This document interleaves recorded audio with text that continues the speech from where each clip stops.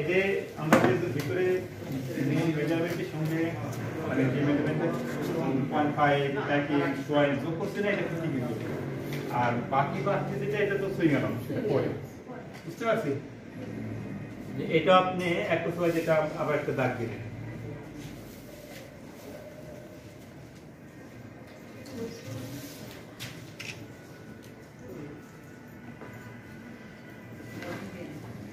তাহলে এটা কত? তারপরে ধাপে দেখেন কি আছে, অন করে পরে কি করছে এটা? হ্যাঁ 5 যেটা আছে 5 কোথায় আছে দেখেন, 3 আর এই যে 1 এর মাঝে, তাই না? এই দুটো মিড পয়েন্ট বের করতে হবে। তাহলে এখানে মিড পয়েন্ট কত ছিল আমাদের? এটা 7 না?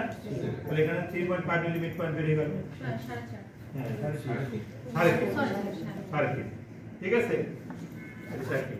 এটা একটা নেক ড্রপ আমরা বলে থাকি। কি বলে থাকি? নেক ড্রপ। নেক ড্রপ যদি আমার মতলব আমি বেশি দিতে তাহলে এখানে বাড়াই দিতে পারবো। এটা ডিপেন্ড অন নেক ডিজাইন। আপনি নেক ডিজাইনটা কেমন করবেন, ঠিক আছে?